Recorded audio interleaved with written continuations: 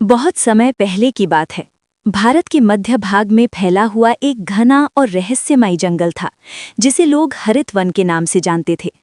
ये जंगल सिर्फ पेड़ों और जानवरों का घर नहीं था, बल्कि यहाँ कहानियां सांस लेती थीं, हवाओं में ज्ञान बहता था और हर पत्ता कुछ न कुछ कहता था। इसी हरित वन के बीचों बीच एक विशाल बरगद का पेड़ था, जिसकी शाखाएं आसमान से बातें करती थीं। उसी बरगद पर रहता था एक हरे पंखों वाला लाल चोंच का सुंदर तोता, विद्याधर। विद्याधर कोई साधारण तोता नहीं था। उसकी आंखों में चमक थी, वाणी में मधुरता थी और बुद्धि ऐसी कि बड़े बड़े ऋषि भी चकित रह जाएं। कहा जाता था कि विद्याधर ने जंगल के हर जीव की भाषा सीखी थी, चींटी की फुसफुसाहट से लेकर शेर की गर्जना तक। विद्याधर का बचपन। विद्याधर का जन्म उसी बरगद पर हुआ था। उसकी माँ शारदा जंगल की सबसे समझदार तोती मानी जाती थी। वो उसे उड़ना ही नहीं बल्कि सोचना भी सिखाती थी। सिर्फ पंख होना काफी नहीं बेटा, शारदा कहा करती। दुनिया में ऊंचा वही उड़ता है जिसकी सोच ऊंची होती है। विद्याधर दिन भर जंगल में घूमता, कभी नदी किनारे बैठकर मछलियों को छलांग लगाते देखता, कभी साधुओं के आश्रम के पास बैठकर उनकी बातें सुनता। धीरे धीरे उसने मनुष्यों की भाषा भी सीख ली। जंगल पर संकट। हरित वन शांत था, लेकिन ये शांति ज्यादा दिनों तक टिक नहीं पाई।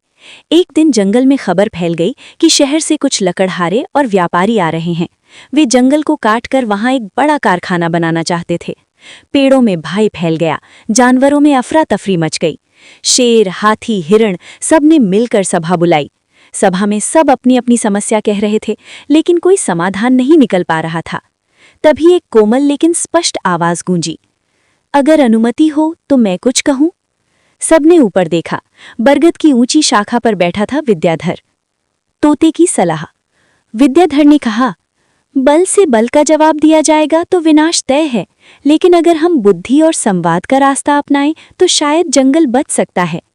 शेर ने गंभीर स्वर में पूछा, तो तुम्हारी योजना क्या है छोटे मित्र? विद्याधर बोला, मनुष्य बात सुनता है अगर वही बात उसी की भाषा में कही जाए। मुझे शहर जाने दीजिए, मैं उनसे बात करूंगा। सब हैरान थे, एक तोता इंसानों से बात करेगा? लेकिन कोई और रास्ता भी नहीं था। अंततः सब ने सहमति दे दी। शहर की यात्रा। अगली सुबह विद्याधर ने उड़ान भरी। जंगल से निकलकर वो पहली बार शहर की ओर गया।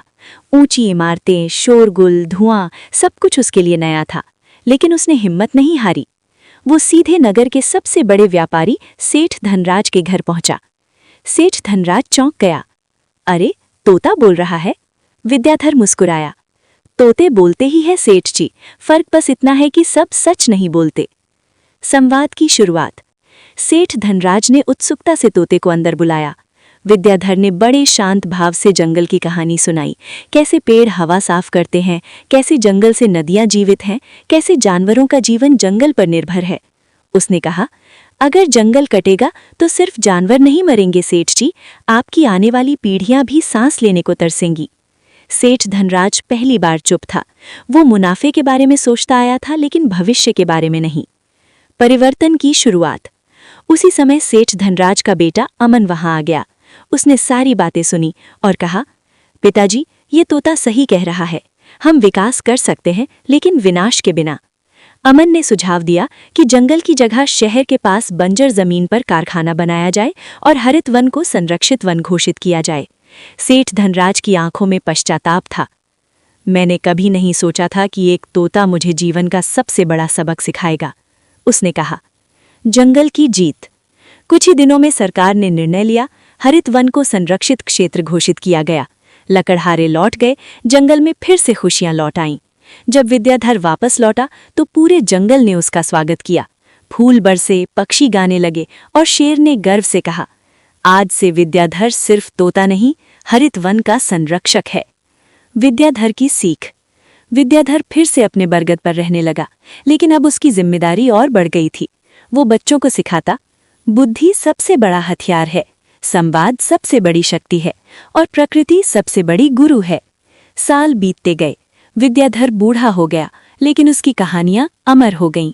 आज भी हरित वन में जब हवा चलती है तो लगता है जैसे कोई कह रहा हो,